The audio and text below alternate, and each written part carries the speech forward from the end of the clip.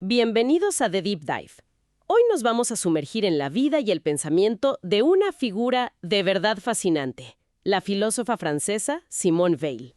Una figura increíblemente intensa. Intensa y, yo diría, hasta incómoda. Tenemos varias fuentes, biografías, algunos de sus ensayos clave y hasta fragmentos de sus cuadernos. Y la misión es tratar de entender por qué esta mujer que vivió tan poco sigue siendo tan necesaria hoy. Y fíjate que para entenderla, creo que no podemos empezar por sus libros. Tenemos que empezar por un lugar muy concreto. La fábrica. La fábrica. Totalmente. Porque para Weil, la filosofía no era un ejercicio de escritorio. Para nada. Una de las biografías que revisamos lo narra increíble. Estamos en 1934. Ella tiene una plaza de profesora, una carrera académica que se ve brillante. El futuro asegurado, digamos. Exacto, y decide pedir una excedencia y se va a trabajar como obrera. Ojo, no de visita, no para un reportaje. Se mete de lleno al trabajo en cadena. Y a las peores fábricas, además. Alstom, Renault. Sí se mete a lo que ella llamaba un descenso voluntario. Quería entender la desdicha, el malheur, no como un concepto abstracto, sino como algo físico, algo que se te mete en los huesos. Y lo que encuentra es devastador. Los fragmentos que tenemos de sus diarios de esa época son brutales. Habla del ruido que no te deja ni pensar. El movimiento repetitivo que te vuelve como una extensión de la máquina. Y sobre todo la humillación. No es solo el cansancio que ya es mucho, es lo que ella llama la opresión del alma. O sea, toda esta idea romántica de que el sufrimiento te hace mejor persona. Queda destrozada. Completamente. Esa es una de sus primeras grandes revelaciones. La desdicha extrema no ennoblece, aplasta, te quita la humanidad, la capacidad de pensar, de sentir, te reduce a pura materia que sufre. Pero es justo ahí, ¿no? En medio de ese ruido y ese vacío, donde empieza a nacer su idea más luminosa. Exacto, la más importante de todas, probablemente. La atención, que es una palabra que usamos todo el tiempo, pero para ella era algo mucho más profundo. Sí, en uno de sus ensayos escribe algo que al principio suena raro. La atención, en su grado más alto, es la misma cosa que la oración. ¿Y cómo llegamos de una fábrica metalúrgica a algo tan espiritual? Es que para ella, la atención no es solo concentrarse, es un acto de vaciarse. A ver, pensemos en lo contrario. La distracción, el juicio rápido, esa vocecita en la cabeza que no para, el monólogo interno. Ese. Bueno, pues, atender de verdad a alguien, según Weil, es suspender todo eso.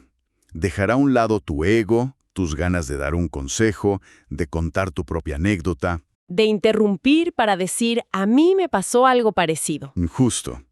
Es crear un espacio vacío para que la otra persona o la otra realidad pueda simplemente ser, sin que tú la quieras encajar en tus ideas. Me recuerda a casi cualquier conversación. ¿Cuántas veces, mientras el otro habla, ya estamos pensando qué vamos a contestar? ¿Siempre? Lo que ella propone es casi un acto sobrehumano. Solo estar ahí, presente. Y eso para ella es el acto de generosidad más puro. No es dar cosas, es dar tu ser. Exacto. Es que ella dice que regalarle a alguien tu atención plena es decirle, te veo, me importas, tu existencia tiene valor. Y en un mundo que ignora a tanta gente, eso es un acto revolucionario. Y ahí lo conecta con la justicia. La injusticia social es, en el fondo, un déficit de atención masivo. No prestarle atención real al que sufre. Justo. Pero claro, aquí viene lo difícil. Y sus textos son muy claros al respecto. Esto de prestar atención es increíblemente complicado.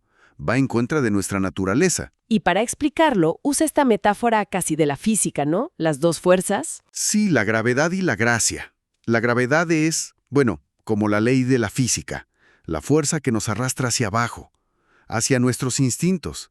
El egoísmo, el miedo. El egoísmo, el rencor, el impulso de descargar tu dolor en alguien más.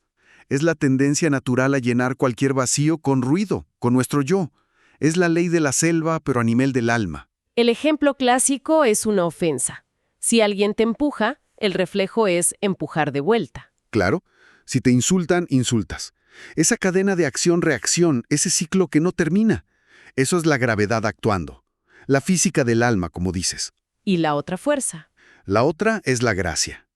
Pero aquí está la clave del pensamiento de Weil, y lo que lo hace tan exigente. La gracia es una fuerza sobrenatural. Viene de afuera. No la podemos fabricar. Y solo puede entrar donde hay un vacío. Exactamente. No puede entrar en un alma que está llena de sí misma, llena de su ego, de sus quejas, de sus deseos. Por eso para ellas son tan importantes conceptos como el desapego o uno todavía más radical, la descreación. Que suena a algo terrible como a destrucción. Pero no lo es. No es odiarse a uno mismo. La descreación es el proceso de, voluntariamente, hacer más pequeño a nuestro falso yo, a nuestro ego, para dejar espacio a lo real. Es dejar de ser el centro de tu propio universo. Sí. Renunciar a ese impulso de controlar, de poseer. Es crear un vacío donde la cadena de la gravedad, la del empujón-respuesta, se detiene. En lugar de empujar de vuelta, absorbes el golpe. Es una idea de una dificultad inmensa. Y esta búsqueda de la verdad sin mentiras, sin concesiones, la aplicó de una forma brutal a la política. Sí. Y eso nos lleva a su ensayo más explosivo. Nota sobre la supresión general de los partidos políticos. El título ya lo dice todo. Es que es dinamita pura. Y lo más increíble es lo actual que suena. Su argumento es demoledor.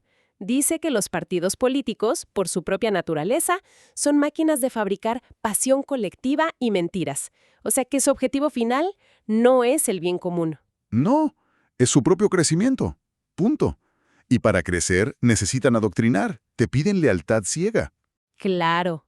En el momento en que te pones una etiqueta, dejas de pensar. Tu criterio ya no es la verdad, sino si lo que piensas coincide con la línea del partido. Ella lo decía así. Pensar como socialista o como conservador es simplemente no pensar, porque ya renunciaste a tu juicio individual y te obliga a tener una opinión sobre todo, aunque no sepas nada del tema, y a no ver nada bueno en el otro. El adversario se vuelve enemigo. El partido, decía ella, es como una pequeña iglesia profana que te pide someter tu inteligencia. La lealtad a la tribu por encima de la lealtad a tu conciencia. Es una descripción perfecta de la polarización que vemos hoy en las redes. Escrito en 1943. Es impresionante. Pero, y esta es la crítica que también aparece en las fuentes, ¿cuál es la alternativa? Suena muy bien, pero en la práctica, ¿cómo organizas una sociedad sin partidos? Uno de los autores la acusa de proponer una utopía, un anarquismo espiritual. Y es una crítica válida. Weil no te da un plano detallado de un nuevo sistema de gobierno. Su propuesta es más bien una brújula moral, un ideal. Como un diagnóstico más que una receta. Exacto. El valor de su ensayo no es que nos diga cómo construir un gobierno mañana, sino que nos obliga a ver el veneno que los partidos meten en nuestra capacidad de pensar con honestidad. Es una llamada de atención radical. Y esa coherencia radical, esa negativa a separar lo que pensaba de cómo vivía, nos lleva al final. Inevitablemente. Todo su pensamiento se hace carne en su muerte. Muere en 1943, a los 34 años, de tuberculosis.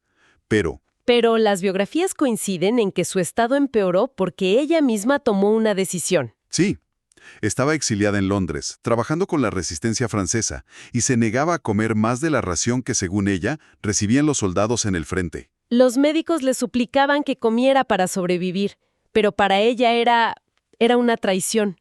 Era una cuestión de coherencia absoluta. No podía en su conciencia estar bien alimentada mientras su gente sufría. Así como fue a la fábrica para compartir la desdicha, ahora compartía la desdicha de la guerra. Separar su cuerpo de esa realidad era la mentira final.